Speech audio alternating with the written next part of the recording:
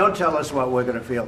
We're trying to solve a problem. Don't tell us what we're going to feel. I'm not telling you. Because you're in no position to dictate that. That's exactly what you're doing. You're in no position to dictate what we're going to feel.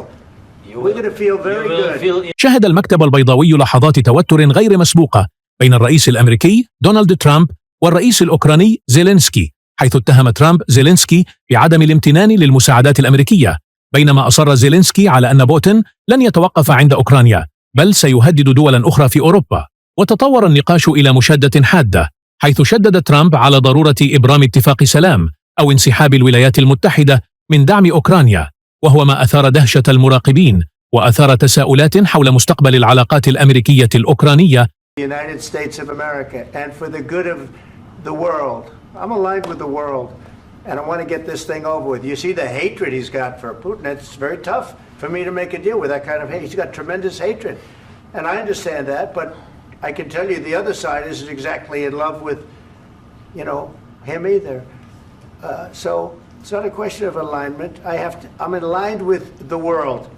I want to get the thing set. I'm aligned with Europe. بدأ ترامب بتوضيح موقفه من النزاع، مؤكدا أنه ليس منحازا لطرف بعينه بل يسعى لتحقيق توازن عالمي، وأشار إلى الصعوبة في التعامل مع بوتين وزيلينسكي نظرا للكراهية المتبادلة بينهما. You want me to be tough? I could be tougher than any human being you've ever seen. I'd be so tough. But you're never going to get a deal that way. So that's the way it goes. وهنا يوضح ترامب موقفه من الصرامة في السياسة، وأن التشدد المفرط لا يؤدي بالضرورة إلى إبرام صفقات ناجحة.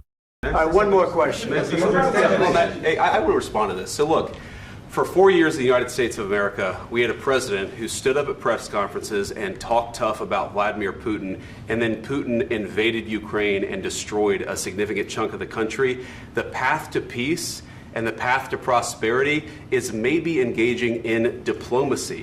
We tried the pathway of Joe Biden of thumping our chest and pretending that the President of the United States' words mattered more than the President of the United States' actions. What makes America a good country is America engaging in diplomacy. That's what President Trump is doing. Can I ask you? Sure. Yeah? Yeah. Okay.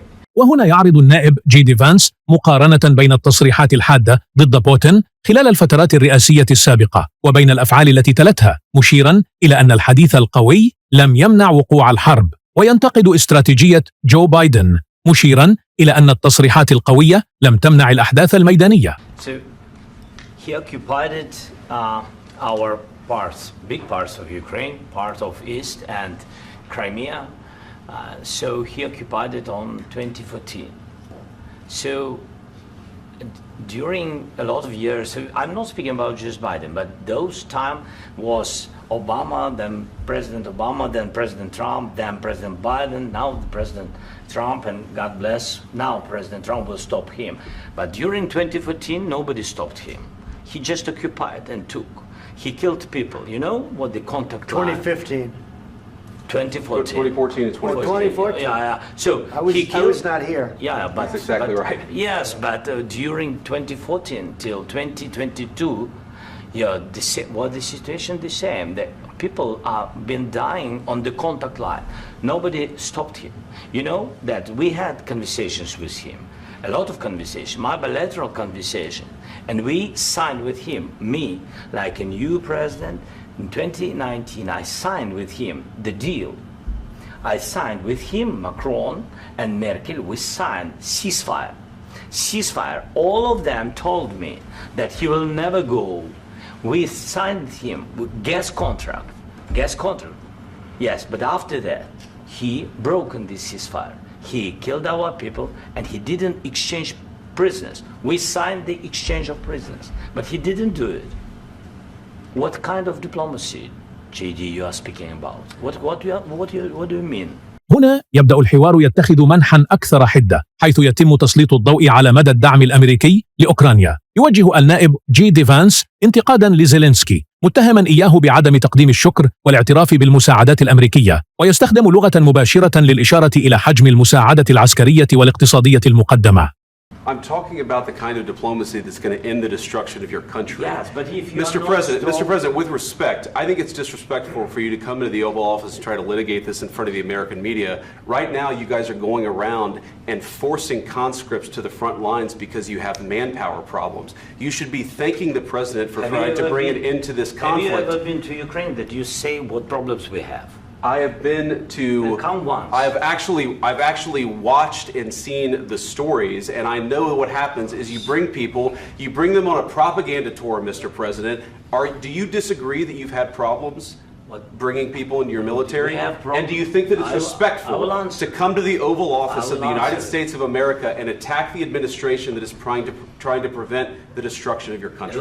A lot of questions. Let's start from the beginning. Sure. First of all, during the war, everybody has problems, even you, but you have nice ocean and don't feel now, but you will feel it in the future. God bless. You don't know that. God bless. You God bless. You will not have a war. Don't tell us what we're going to feel. We're trying to solve a problem. Don't tell us what we're going to feel. I'm not telling you. Because you're in no position to dictate that. That's exactly what you're doing. You're in no position to dictate what we're going to feel. We're going to feel very good. You will feel influence. We're going to feel very good and very strong. You will feel influence. You're right now not in a very good position. You've allowed yourself to be in a very bad position, and he happens to be right about it. From the very beginning of the war. You're not in a good position. You don't have the cards right now. With us, you start having cards. Right now, you don't. You're playing cards. You're playing cards. You're gambling with the lives of millions of people. You're gambling with World War III. You're gambling with World War III.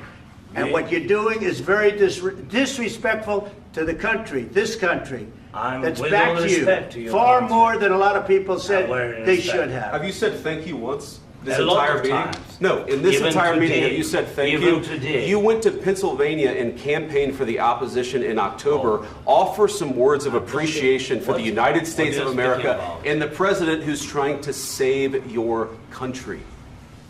Please, you think that if you will speak very loudly about the war, you can... He's not speaking loudly. He's not speaking loudly. Your country is in big trouble. Can I Wait a answer? minute. No. You've done a lot of talking. Your country is in big trouble. I know. You're not winning. You're not winning this. يختتم ترامب تصريحاته بالتأكيد على مدى أهمية الدعم الأمريكي في استمرار أوكرانيا في القتال، كما ينتقد تعامل الرئيس زيلينسكي مع الإعلام الأمريكي، معتبرا أنه من الأفضل حل الخلافات عبر القنوات الدبلوماسية. You have a damn good chance of coming out okay because of us. Mr. President, we are staying in our country, staying strong from the very beginning of the war. We've been alone, and we are thankful. I said thanks you haven't in been this alone. cabinet. You haven't been alone. In this cabinet. We gave you, through this stupid president, $350 billion. We gave you military equipment, and you men are brave, but they had to use our military. If you didn't have our military equipment, if you didn't have our military equipment, this war would have been over in 2 weeks. In 3 days, I heard it from Putin. In 3 days, this is something maybe new. Less. In 2 weeks, of course, yes. It's going to be a very hard thing to do business like this. Again, I tell you. just say thank you. I said a lot of times to American people. Accept that there are disagreements, and let's go litigate those disagreements rather than trying to fight it out in the American media when you're wrong. We know that you're wrong. But you see, I think it's good for the American people to see what's going on. I understand, sir. I think it's very important. That's why I kept this going so long. You have to be thankful. You don't have the cards. Thankful. You're buried there. Your people are dying. You're running low on soldiers. Listen, you're running low on soldiers. It would be a damn good thing. And then you tell us, I don't want a ceasefire. I don't want a ceasefire. I want to go and I want this. Look. If you could get a ceasefire right now, I tell you, you take it so the bullets stop flying and your men stop getting killed. Of course, we want to stop the war. But you're saying you don't want a ceasefire. But I said to you, I want a ceasefire. With guarantees. Because you'll get a ceasefire faster than an agreement. Ask our people about ceasefire, what they think. That wasn't with me. That wasn't with me. That was with a guy named Biden who was not a smart person. That was with Obama. It was your president. Excuse me. That was with Obama, who gave you sheets, and I gave you javelins. Yes. I gave you the javelins to take out all those tanks. Obama gave you sheets. In fact, the statement is Obama gave sheets and Trump gave javelins.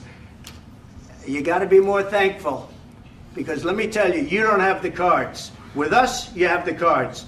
But without us, you don't have any cards. One more question to Mr. Vice President. I'm sorry. It's going to be a tough deal to make because the attitudes have to change. What if Russia breaks ceasefire? What if Russia breaks peace talks? What do you do then? I understand that it's a heated conversation right now. What are you saying? She's asking, what if Russia breaks the ceasefire? What if anything? What if a bomb drops on your head right now? Okay? What if they broke it? I don't know. They broke it with Biden because Biden, they didn't respect him. They didn't respect Obama. They respect me. Let me tell you, Putin went through a hell of a lot with me. He went through a phony witch hunt where they used him and Russia. You ever hear of that deal? That was a phony Hunter Biden, Joe Biden scam. Hillary Clinton, Shifty Adam Schiff. It was a Democrat scam. And he had to go through that. And he did go through it. We didn't end up in a war. And he went through it. He was accused of all that stuff. He had nothing to do with it. It came out of Hunter Biden's bathroom. It came out of Hunter Biden's bedroom. It was disgusting. And then they said, oh, the laptop from hell was made by Russia. The 51 agents. The whole thing was a scam. And he had to put up with that. He was being accused of all that stuff. All I can say is this. He might have broken deals with Obama and Bush, and he might have broken them with Biden. He did, maybe. Maybe he didn't. I don't know what happened. But he didn't break them with me. He wants to make a deal. I don't know if you can make a deal. The problem is, I've empowered you to be a tough guy. And I don't think you'd be a tough guy without the United States. And your people are very brave. But you're either going to make a deal or we're out. And if we're out, you'll fight it out. I don't think it's going to be pretty, but you'll fight it out. But you don't have the cards. But once we sign that deal, you're in a much better position. But you're not acting at all thankful. And that's not a nice thing. I'll be honest, that's not a nice thing. All right, I think we've seen enough. What do you think? Huh? This is going to be great television, I will say that. وبعد اللقاء قالت وسائل إعلام أمريكية إن الرئيس ترامب قام بطرد الرئيس الأوكراني زيلينسكي من البيت الأبيض بعد المشادة الكلامية، مما أدى إلى إلغاء توقيع اتفاق المعادن النادرة بين البلدين. وترامب صرح بأن زيلينسكي غير مستعد للسلام طالما أن أمريكا تدعم أوكرانيا عسكريا، وغادر زيلينسكي غاضبا، فيما أكد ترامب أنه يمكنه العودة عندما يكون مستعدا للسلام.